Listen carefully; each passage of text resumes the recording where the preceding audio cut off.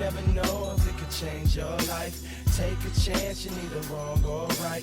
You never know if you... Welcome, everybody, to Dungeon Master of None. I'm Rob. I'm Matt.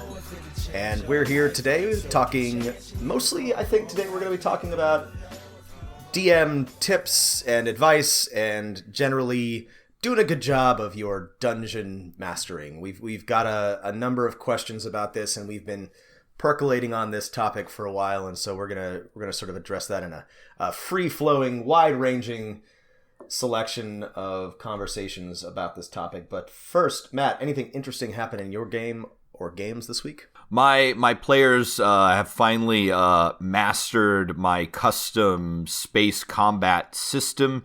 It's made some tweaks to it. It's working really well to kind of emulate that Firefly Star Trek feel where everyone's running around from station to station and the bad guy in the other ship, comes on the view screen and taunts them or, curses them as his ship plunges into the deadly planet below. So that was pretty cool. Players got to, maneuver through mountains and pull a surprise Immelman on the enemy ship and blow it up with torpedoes. I'm very happy with my starship combat rules. So that's very good because there are a lot of systems with extremely bad starship combat rules, and anything that's even remotely enjoyable is unique in that respect. I realize the breakthrough is just not to change anything from 5th edition, is to use some of the basic rules for actions you can take in combat, right? And just add a few new ones. So you can attack, you can dodge, but you can also scan and target lock. You can also boost shields and stuff like that. Yeah. And it was working okay. Good. I'm glad to hear it.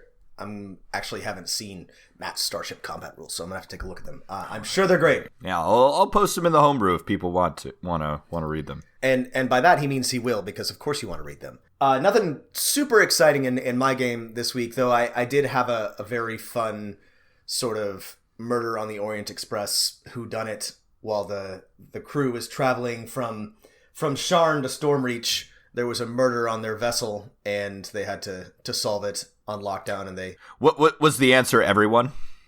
This time it was not everyone. It was actually a doppelganger that kept taking the form of other people on the ship, and that's why they had trouble solving the murder.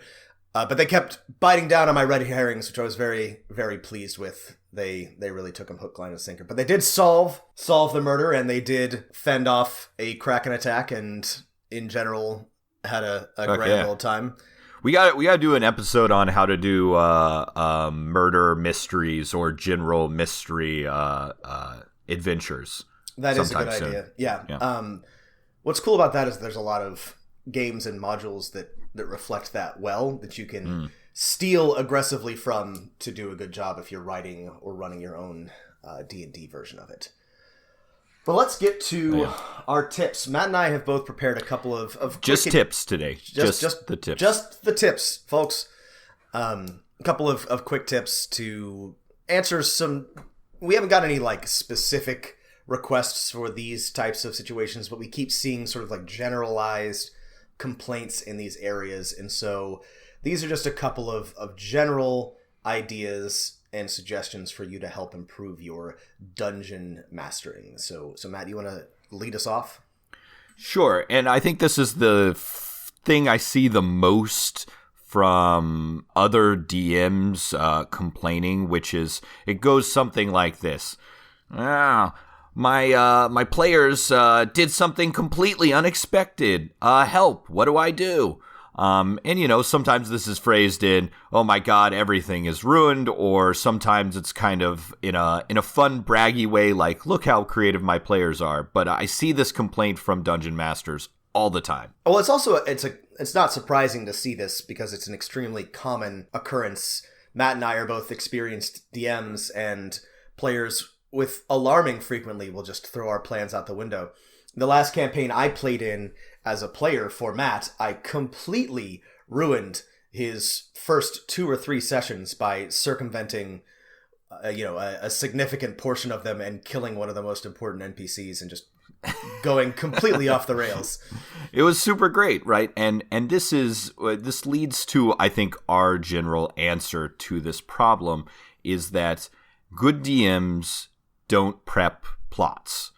Good DMs prep situations. And so we've referenced this before, but if you have like a very, very specific idea of where your players need to go and they have to absolutely follow the path, this is called railroading. And generally railroading is bad.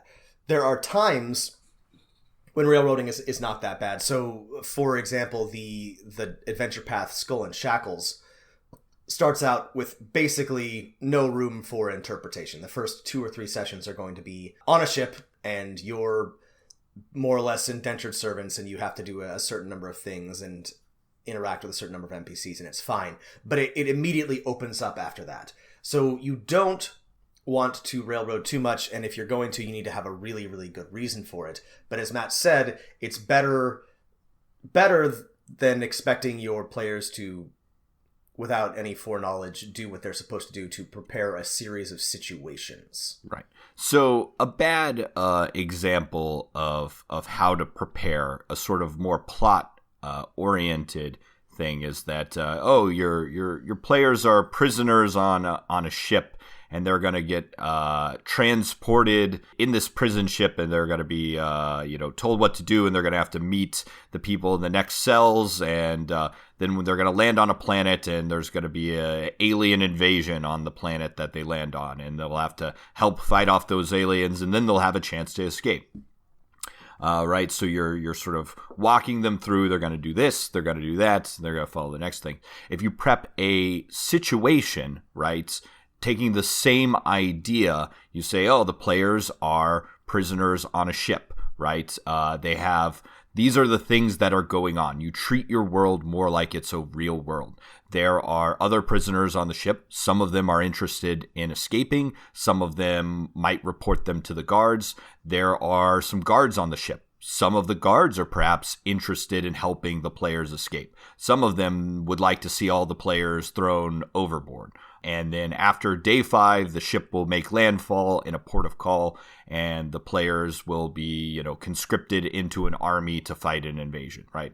And so you sort of leave yourself room for, what are the players going to decide to do? They could decide to do literally anything, and be ready for how the various NPCs and environments will react to those player decisions. Yeah, and in addition to having branching paths and a different ways for players to arrive at certain scenarios and certain outcomes, you can also do this sort of mechanically, right? Yeah. So you know that they're going to encounter 6 thugs or a manticore or some sort of enemy at some point, and you just sort of loosely prepare that encounter in a way that it can be plugged in wherever they happen to go. And that doesn't mean just like plunking down something that you had planned ahead of time, but being flexible. So don't insist that, if you want them to fight a group of overzealous paladins, that they must encounter them in this exact spot, exactly, or else the encounter won't happen. Prepare the encounter and then be flexible as to where it occurs. And a great way to do this is to have, different maps prepared and loose stat blocks or different stat blocks ready to go based on what happens. So it may sound counterintuitive, but actually preparing a lot can help you be more flexible, especially if you plan well ahead of time and you have multiple theoretical encounters that could happen and NPCs that they may encounter. The more of this you do, the better equipped you are to deal with your players doing something you don't expect. And I think fundamentally, this is why Dungeons & Dragons was developed mostly as a dungeon crawler, and why sort of playing in a big open-ended dungeon is still one of the most fun and sought-after ways to play the game, is because a big open-ended dungeon with lots of rooms at different levels and branching paths and lots of different types of monsters is basically a situation, not a plot, right? There are these various creatures in there that have various motivations. There are different rooms that can be opened or closed or gone down to, and players can interact with that in any way they want, right? And it's all up to their choice.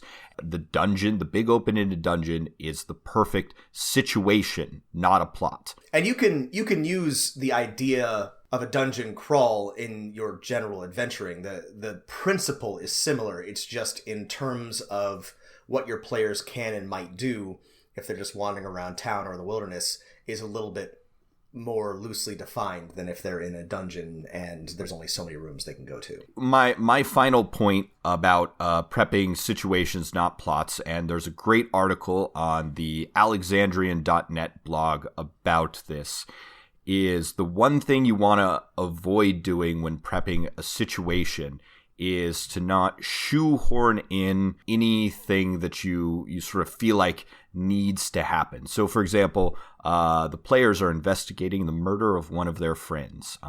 There's an evil cleric who's hoodwinked, as Robert said before, 6 paladins that are going to harass the party and give them trouble, right? So you know, and you sort of have in your notes that these 6 paladins are, a hit squad on the lookout for the PCs, and they're going to try and interfere with their investigation, right? But sort of set yourself some conditions for when and where and why these paladins would arrive, and don't just sort of have them arrive no matter what happens, right? Set the condition, well, only if the players piss off the church of the local god will these paladins arrive. If they what if they decide to work with the church? Then the paladins might offer them a clue or something like that, right? So sort of set yourself some conditions for each of your encounters that, if the players do something along the lines of this, then this is how this group will respond. Otherwise, if the 6 paladins attack and interfere with the players' investigation, no matter what they do or no matter how careful they are, your players might begin to feel like, well, it doesn't really matter how careful we were at covering our tracks or how nice we were to the local church. This encounter was going to happen no matter what. Right. That's what you want to avoid. You can absolutely have an encounter that must happen. You just need to make sure that you justify it. As long as the players feel like it isn't airdropped out of nowhere, even though you were going to have that encounter anyway. As long as you have a way to seamlessly or organically or believably put it in the game, then your players will go along with that. You just don't want them to feel like they have no choice in the matter, which can happen if you aren't prepared to deal with changes in the narrative or unexpected player decisions or just be flexible in general. Right. And so I think in conclusion, right, whenever I hear a dungeon master or players say, my players did something completely unexpected, it's thrown my game off the rails, right? That's a good thing. And if you prepare your games, your adventures, your campaigns as sort of situations that respond to however players decide and choose to act instead of plots, then even when players do something unexpected, you're sort of already preparing yourself to expect that unexpected thing. To get a little Rumsfeldian there. Right. That's exactly right. They're expected unexpecteds, and there are unexpected unexpecteds. We can know. Okay, I'm going to drive myself insane. Know the expected and unexpect the expected. Anyway, so yeah. What is your My players have decided to start a land war in Asia. Shit. If they do that, you should absolutely discourage them. Feel free to railroad them right out of that. Yes. All right, Matt. What's your tip number 2? I have here in my hand a small file of Alchemist Anthrax. Okay. All right. Yeah. Tip number 2. Cut this out for all of our never. Iraq it's all war staying fans. in.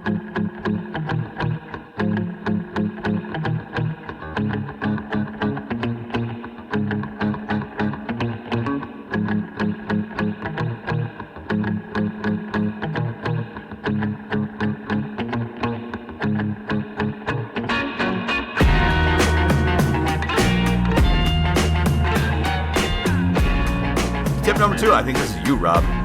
Sorry. We're going to alternate. Hang on. I'm ready. Fucking asshole trying to make me do all. I'm absolutely ready for this. Sorry, I thought we were going to do 2 and then 2. So my tip number 1 is, this is something... Love your tips, Rob. Love the tips.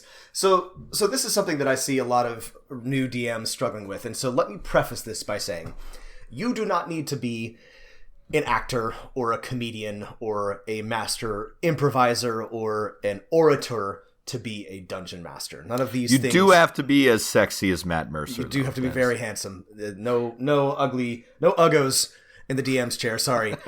No, that's also not true. But you don't need any of these things to be a good dungeon master. The only thing that you need to be a good dungeon master is, preparation and patience and dedication to the craft. But it can help to be able to improvise, to have some acting chops, to be able to do a voice or two. Again, this is something we see all the time. I see so many DMs saying, I'm so bad at improvising. How do I get better at it? I just don't know how to improvise. I have some acting background. Well, I do owe you for giving me this unholy acting talent. I was not a great actor, but I did some in college. And I'm actually a naturally pretty reserved and shy person, but because I did this, I got better at not doing those things. And so my advice for people who are struggling this, who really do want to do better and really would like to be more like Matt Mercer, is, you know what, folks? Bite the bullet. Take an improv class. There are free ones all around you, assuming you live in even like a moderately sized metropolitan area, that you can attend.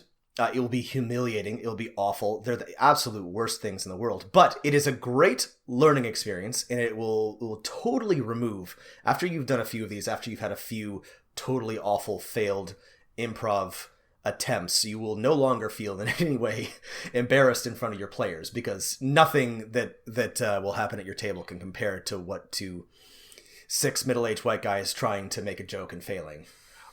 So I guess Rob's main tip here is just humiliate yourself over and over again.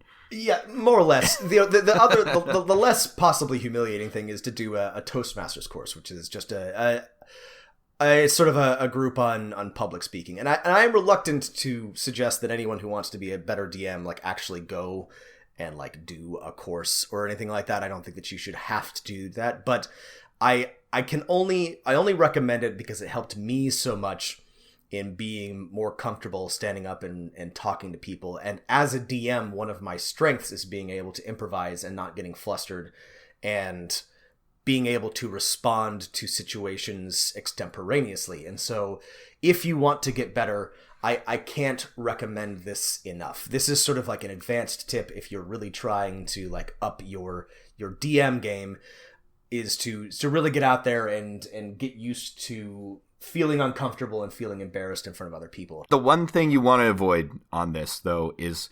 please, dear God, please, do not make your friends come to your improv shows unless they absolutely offer ahead of time. Please don't.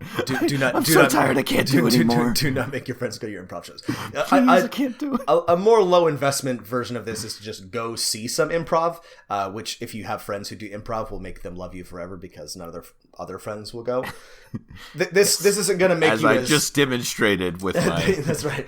This isn't going to make you better, but it will help you. It will give you ideas, and inspire you, and show you how to just sort of talk and get used to it. I have 2 recommendations for this if you want to stick in the world of gaming, right? If you want to be better at games that require you to just improv, I would recommend playing some very heavy storytelling games, right? For me, these games don't always scratch the same itch as a Dungeons and Dragons type system, but they are lots of fun. So play Fiasco. Play Apocalypse World, games where you can't actually, as the dungeon master, prepare really much or anything at all, and you just have to respond to players, and sell it to your players like, hey, this is going to be a fun short thing, and it's really to just help me get more confident at improving, and I guarantee your players will be like, sure, we'll try something out for a couple weeks. So try Fiasco, try a Powered by the Apocalypse game. Try Everyone is John is a good one for this too. Yes. Very easy, fun one. No, this is actually great advice from Matt. Yeah, if you don't want to get out in the world of normies and expose yourself to shame, you can totally say, look, we're gonna take a little break. We're gonna run for a couple of weeks, Fiasco or Everyone is John or a Powered by the Apocalypse game, and just do something loose and fun. And you can learn a ton from those and get more comfortable with a less structured game style. And this is useful advice for I think an important thing to note here is that Dungeons & Dragons players have moved up the nerd hierarchy chart so that improv people are actually below us now. That's a good point. That's a great point. It's absolutely true. Prove me wrong, people. Substantially more people are interested in joining or watching my Dungeons & Dragons games than anyone is, even my friends who are good at improv. So yeah, I feel like we're living in, what was that Roman holiday where everything? Saturnalia. Saturnalia. We're in Saturnalia world. When the slaves could boss the masters around. Yeah, it is a weird, bizarro world. So if you don't want to do something quite as high investment as taking a class, Matt's absolutely right. Play some Fiasco. Play some Everyone is John. There are tons of these games. Fate's another kind of loose one that's very improv-y. These are great experiences for everyone, by the way. They would be great for like your whole group to just get better at just role-playing and thinking outside the box. So yeah. I probably should have opened with that. That's a great suggestion, Matt. But yeah, that's my first tip. And I want to go back to what I said at the beginning. None of this is necessary to being a good DM, but I just keep seeing this pop up. People are like, oh, I want to be better at this stuff. And it does help, but it's not necessary. I ask myself, is it a sin to be flexible when the boat comes in? Open the window and out go ideas.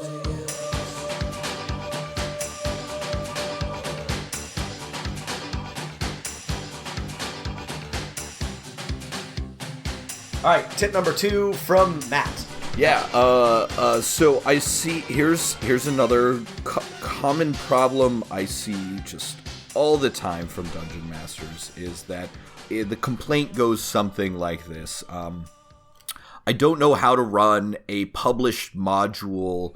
My players, just kind of like get bored with it, or the sort of inverse of that complaint is, I don't have enough time to prepare all the stuff. Like, how can I prepare more quickly? So those are the 2 complaints that I hear that I'm going to have a tip to address. I cannot wait, because I have been running a published module we talked about, Curse of Strahd, and it has required a surprising amount of foreknowledge and preparation, which I had plenty of time to do, and I'm an experienced DM, and I handled it mostly okay, but it was surprisingly challenging. And if I had picked it up at any point earlier in my dungeon mastering career, I probably would have struggled a lot more than I did. Yeah. So Matt, what's your tip on this? Here's the secret. The secret that comes from my tip is that you need to learn how to steal wisely from modules. And I imagine if you will, a number line, the real integers, perhaps, where you have a 0 and you have positive numbers and you have negative numbers. On one end of the scale is completely homebrewing your own adventures and stuff like that. And in general, that is a lot of prep work. And then on the far other end of the number line is running a published module. And here is the surprising secret. This is also probably just as much work, right? Absorbing that material and arranging it, like Robert was just saying, is actually a lot of work. However, between the 2, in the middle of the number line, writing your own module or using the loose plot of a published module with your own stuff edited in is actually, in my opinion, less work than either of the 2 extremes. I couldn't agree more. That's absolutely the truth. You have to be This flexible. is a DM secret that they don't let new DMs know. Yeah, this is something that they don't tell you. You do not have to use everything in the module, and you shouldn't. You absolutely should not do that. Use as much or as little as you feel comfortable with. If there's something there that doesn't make sense or doesn't work, or you forgot, or your players aren't interested, skip it. Nothing bad will happen to you. There's absolutely no downside. It is your game. Feel free to replace it with something else, or just move on to the next thing. Yeah. It's totally within your purview to do, and remember, the idea is for you to have a fun game and to tell a good story, and you don't have to follow the module to a T, and you shouldn't. You're going to put too much work in to have to do that. So one approach, and I think this is a completely valid one, is to take, like Robert said, is to take a published module and then sort of create your own summary of the plot out of it. And when I run publish modules, I doubt if I use even half of what is in them. I just sort of take what I feel like's the most interesting bits, connect them all up in my situation that the players are encountering, not a plot, and go with there. So that's one way to approach that exciting, easy middle ground. The other way is, you have a general idea for what you want your adventure to be. You look around at reviews of published modules. You find some that have some similar themes or situations, right? You want the players to be detectives. You look for some modules that are, mysteries or urban encounters. Your players are on a treasure hunt. You look for some fun dungeons and stuff like that. And instead of taking a whole module and running for your players, flip through modules, find what you feel like are interesting ideas and NPCs, reduce them down to their bare essence, and sort of, write them in your own words and your own notes hand. You have then complete understanding and mastery of that stuff. Too often when players are running modules, they can't keep in their, or when dungeon masters are running modules, they can't keep in their head all of the different strands and NPC personalities and situations. And so they fall back on flipping through the book and reading really boring 3 paragraphs of block text. You open the door to this room. The smell of must, black ichor drips from the walls, and you can feel everyone's energy going out of the room and everyone's attention wavering, right? So reduce things down to your essence, write them down in notes in your own words, and steal that way, right? Find a happy medium between your own completely from scratch module or adventure where you came up with everything on your own. In a published module, you run everything by the T and just sort of mix and match. This is an advanced tip for sure. This is something that took me a while to learn, both with homebrew and with published modules. Is you don't have to use everything that you have prepared, and you don't have to use everything that's in front of you. Choosing what not to include is as important as what you do include. This is a tip that you sort of like you borrow from novels as well. Like what's unsaid is often as powerful as it's the notes you don't play. That's right. Thank you. Actually, it's jazz. Sorry, I was thinking of jazz. Novels, jazz, they're basically the same thing. But also writing. But no, any sort of like creative. Yeah, it's the notes you don't play. So what we're saying here is that dungeon mastering is as hard as jazz. Feel free to take that out of context and share it widely, because it's true. Any other thoughts on this, Matt? This is a good tip, and it's one that's hard to master. You just have to we've only scratched the surface on how to mess with and fuck around with published modules, so this is a thing we'll be coming back to. We're going to talk later on about published modules in general, how useful they are, how to use them, what we like about them. So stay tuned for a later episode on that. But this is just beginners. Just know what not to include, and feel empowered. Just because Mike Merles or whoever designed and wrote the module, somebody with lots of chops, doesn't mean that everything that they like is good for your game, and you have to include everything that they thought was important. So feel free to you're empowered to make decisions. It's your game. So, Rob, a half-orc has a strength of 16. There's a 400-pound crate. He's moving it across the floor at 10 feet per round. Now, was he pushing or dragging? Pushing or dragging? God, he's dragging. He's dragging. Pushing or dragging? No, pushing or dragging. Am I pushing or dragging? Sorry, I'm J.K. Simmons. Yeah. From that movie about jazz. From the drum movie. The drum movie. I love that drum movie. Angry drum movie. What is that called? Angry drum movie. Angry drum movie. Give J.K. Simmons an Oscar. I believe it's called 1D4 whip, 2D4 lash. I don't remember. Whiplash. That's right.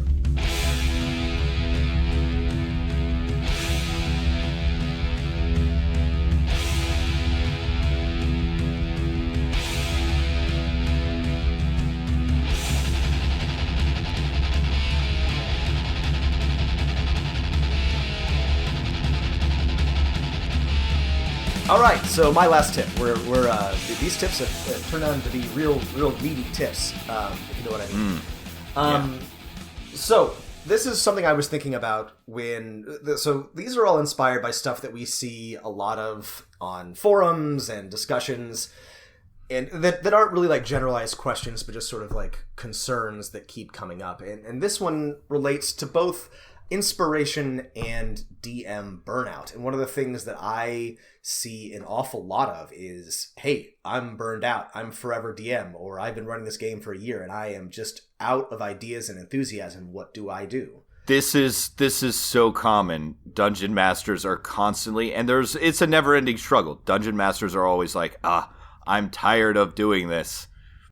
Because it's a lot of work, and even if you love it, even if it's fun, even though it's something creative that you enjoy, you can get burned out on it, and there's nothing to be ashamed of there. But so I was thinking about both in terms of maintaining your inspiration, but also avoiding burnout, is to make time to read, watch things, play games in your area of interest, right? So you're running a high fantasy game, right? Make sure that you're still, maybe do a reread of Lord of the Rings. Maybe revisit some high fantasy novels that you enjoyed in your youth. Try something new. Watch a fun... There's more high fantasy than ever before on TV, and, maybe watch that new Shannara show or something like that. Similarly, for me, for Eberron, I watched some Indiana Jones, or I was rewatching this was earlier in the year when I was not when I was feeling burnout, but I was just sort of thinking about next steps. Yeah. I watched the Brendan Fraser Mummy movie. This is it's Hey, it's great. This is an underrated for creative people in general. Often they get so focused on putting the work into their creation that they forget to go back to the well, right? Where they got the idea and the interest and the excitement in the first place. So make sure you're taking time to read and to play games and to watch things the things that got you excited to run a game in the first place. Absolutely. Yeah, I'm running a sort of a sci-fi Starfinder-esque campaign, and I make sure that every couple weeks I'm either watching an episode of The Expanse, or a Powerful Freight Train, or an episode of Babylon 5, or Star Trek Voyager, because these are the reasons why I want to run this type of game. Another great thing to do, and this is easier than ever before, is especially if you're just exhausted or you're not feeling motivated or inspired, is maybe take a week off or make time and just watch an episode of Critical Role or Acquisitions Incorporated or C-Team, and just don't let yourself think about what you're doing. Just enjoy watching other people's play. Watch somebody else be the DM for a while, and see if that gets you back in the mood, gets you inspired. It has never been easier than now to get that motivation, to find that inspiration. So remember, like I said, go back to the well, go back to the font, and refresh yourself. And if you have to take... Streaming is self-care. Streaming is self-care, and self-care is important, folks, for everybody. DM self-care. Oh, actually, that's a great idea for an episode. We should DM self-care. We should do DM self-care episode. I actually really like that. We could cover a lot of things. We could go from skincare to like making yourself a nice dice rolling box to take care of your watching voice, your favorite shows. Watch your favorite shows. Let's do that. Okay, so anyway, this is something that people will forget. And I really, so for me, this is just like such a key part of avoiding burnout. I was feeling a little bit worn out a couple of weeks ago, and I went on a run and listened to, I already forgot some narrative podcast that was just sort of in just like the right mystery vein, and it just got me back in the mood, inspired me to write some stuff down and plot out some next steps for my campaign. So this is so really, especially if you're feeling burned out or if you think you're getting there, make sure to take some time to do the things that you enjoy, play some games, watch some movies. If you can, sit in on somebody else's game as a player. I know all of us forever not DMs. Always an option. Not always an option. A lot of us forever DMs are always struggling to find games to play in, but if you can, make the time for that. And that's my tip number 2. No, take care of yourselves, DMs. Recharge those creative batteries. So, Matt, we have a few unwanted advices. Is that what I understand? So if you're new to the podcast and you haven't heard this before, one of our recurring segments is Unwanted Advice, where we take questions asked to other people or just presented to the internet, drawn from forums and message boards, and we answer them, whether you like it or not. Occasionally, we have wanted advice where people send us emails or tweet us, and if you do have a question that you would like to hear us answer on the podcast, please email us at dmofnone@gmail.com or at us at dmofnone on Twitter. Those are the best ways to get a hold of us, and we would be delighted to answer your question. But our first question comes from Matt. Yes, here we go. Are you ready? Rob hasn't seen any of these questions. That's right. Here we go. I don't know anything about what this is about, so talk to me, Matt. All right, so here's a question that was asked, and these people did not want our advice, but we're going to give it to them anyway. All right, question. How do you deal with intimidation, like the skill? How do you deal with intimidation between party members?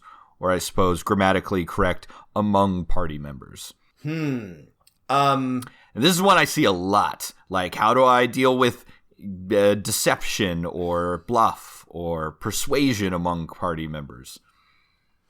I don't allow it. Yeah. I'm sorry. This one's a very easy one for me to answer. I don't allow it. I don't care how good you roll. I'm not going to let your half-orc intimidate the party halfling rogue into giving him his share of the treasure. There are other ways to resolve that interaction that don't involve rolling dice and removing player agency. I feel like maybe some people are dissatisfied by this, but I think there's only one right answer, and that is don't allow that. Players naturally default to this all the time, right? Because you give them one way to interact with the world, and there's an NPC. Oh, I try and scare them. I make an intimidation check. Oh, I try and lie to them. I make a deception check. Oh, I try and be nice to them. I make a persuasion check. And then they can default to that when they're interacting with their fellow player characters. But, and again, this is my favorite dead hobby horse to ride off into the sunset on, so I'm going to bring it up again, is you as the dungeon master should always, for almost 99% of the time, control when players get to make rolls, right? So, never let your players roll up to a town guard and say, I intimidate them. Say, I act menacingly and I pull my sword out a few inches, right? And then you as the dungeon master can decide whether it's appropriate for them to make an intimidation check, or maybe the guard just backs down, right? Encourage players to interact with each other in that kind of way, right? It can be fun to have a rogue that's maybe lying to their party members all the time, but the players know, this person's being a little shady, right? They know that they're being lied to, and that's part of the fun. And you decide whether those players ever should get to make rolls. As Rob said, you should, as the dungeon master, make the decision to never let them make rolls when they're just talking to their other party members. Let them do intimidating and deceitful and persuasive things. Just don't ever have them make rolls. Yeah, this is just a question of player agency. It's bad in general to take away power from your players, and that's why this is another issue, but why I go easy on things like dominate and charm, because nobody likes that. It's even worse when you let players do that to each other. Because when it's happening like an NPC does it or you as the DM do it, then at least there's sort of, they can blame you or there's justification in the story. But when players are just doing that to each other and they say, I intimidate them and you're intimidated, that just robs them of agency in a very frustrating and unfun way. So don't allow it. Players should always try and, especially when interacting among themselves, decide how their characters feel about a particular thing, right? And so, it is absolutely 100% fine for, your giant half-orc barbarian to stand up to the rest of the player characters and party members and say, we must fight now. We've got to, charge into the fray, right? They act intimidatingly. Then let the other player characters decide how they feel about that, right? Are they intimidated or are they, not? Let them decide how to feel. if your players can't get over this, if they have decided and you have decided that you do want them to make checks among themselves, my advice, other than first off, don't, is just never make them act in a certain way because of that, right? If your player rogue lies to the rest of the party, say, okay, yeah, that sounds pretty convincing to all of you. Or you all sound, you can tell they're being a little sneaky, but you're not sure whether they're telling the truth or not. And then let the players decide how. Never give them any more than that. Never tell your players, you're absolutely convinced by this shady character you've been working with, or you're absolutely scared of your party's paladin, right?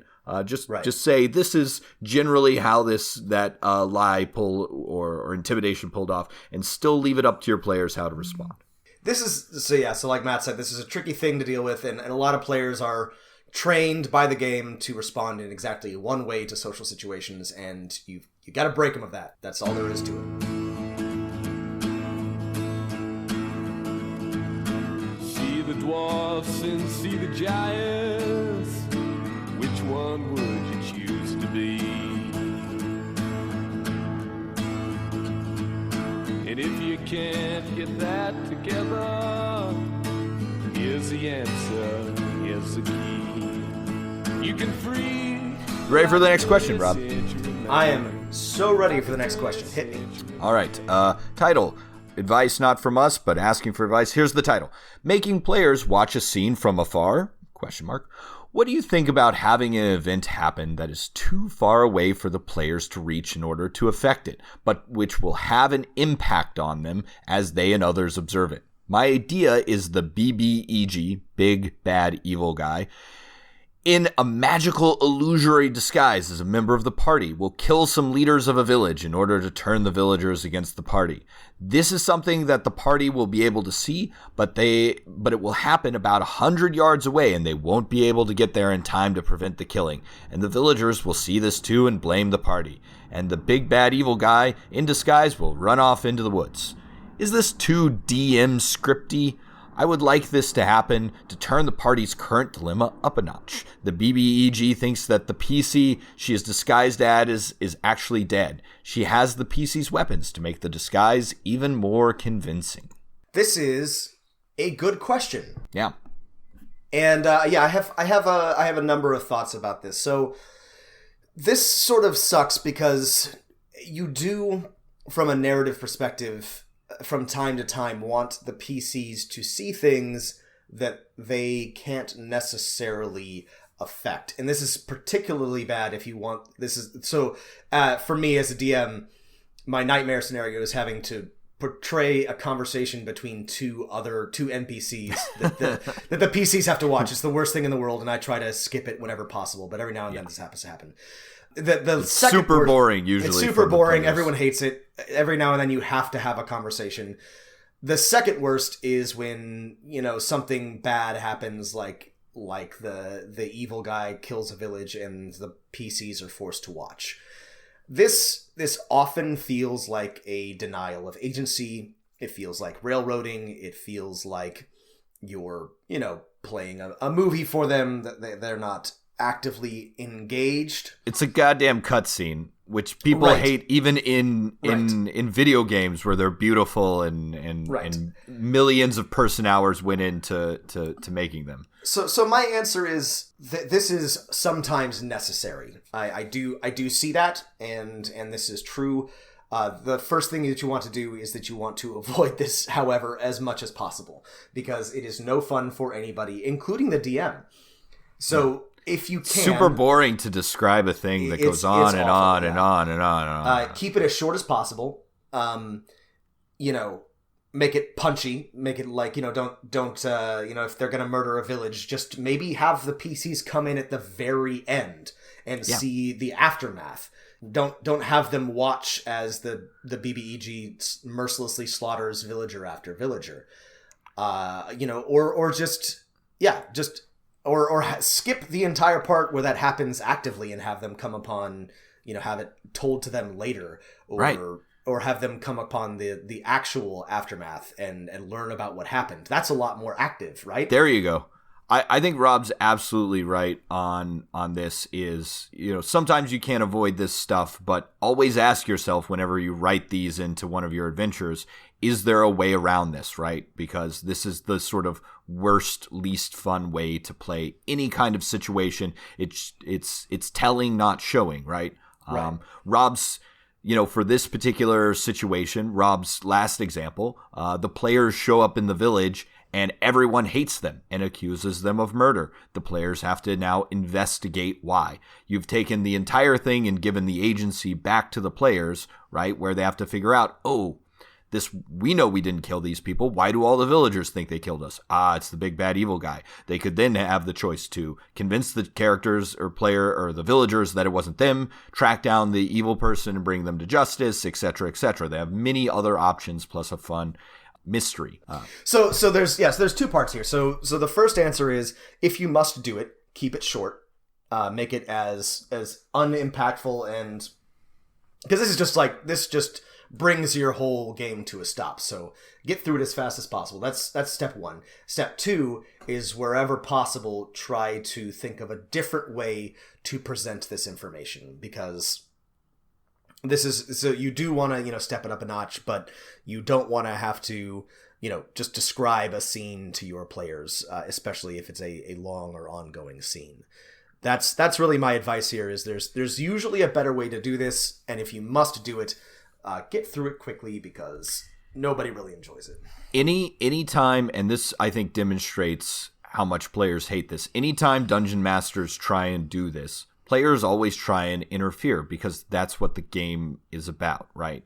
Now, we're not saying that everything that happens in the game is something players can affect and change. In one of my games, players were sitting in a village on a remote planet, and a giant spaceship crashes down. Like, can the players stop the spaceship from crashing? No, I just say a giant spaceship is falling from the sky and crashing, but they can't interact. They can try and take cover or get to safety or move near it or try and see if they can pick up any radio signals coming from it, right? They can do something. So whenever you create a scene where players can't do anything, that is not fun. To go back to the example, the other way that you can plan this is, let the players do something, right?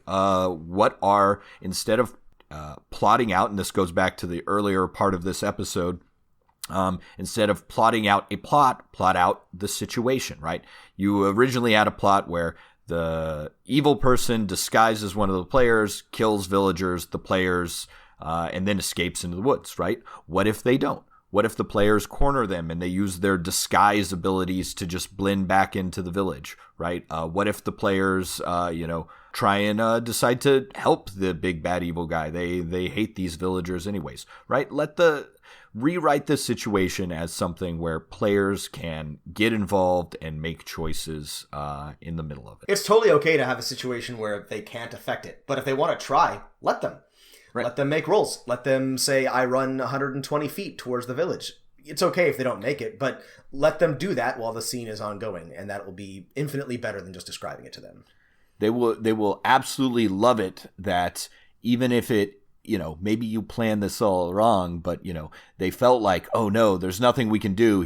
This big bad evil person's going to escape.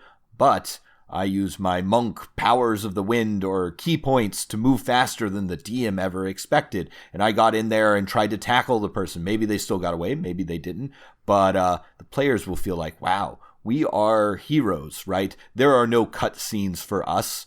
Maybe we'll fail, but we can always try. Yeah, I have had my players totally pull out all the stops and make it, challenge a powerful foe that they were not supposed to even be able to get close to. They usually get dunked on, but they feel powerful. They feel excited. They're like, hey, we came close. Like we touched the thing that we weren't supposed to touch. We reached the heights we weren't supposed to reach, and we're not. The orb. That's right. We're not as far behind as we thought we were. So let them interact. Let them do something. Even if they can't actually make a difference. Yeah. So thank you all for listening to us give you some tips and advice. Hopefully this was constructive for you. Again, if you have any questions for us that you would like to have us answer on the podcast, email us at dmofnone@gmail.com or at us at dmofnone. Follow us on Twitter, please. We always forget to do this, but please, if you like this podcast at all, subscribe, give us a rating on iTunes, say something nice about us, and it helps a lot. And we want to reach more people and give more advice and have more questions to answer. And anything else from you, Matt, before we sign off? Leave us a goddamn review, you goons, please. Yeah, leave us a review. We deserve it. All right, this is Pushing Rob and dragging. signing off. I'm pushing. All right, this is Rob signing off, and we'll see you all next week. Love those encumbrance rules jokes. Hell yeah.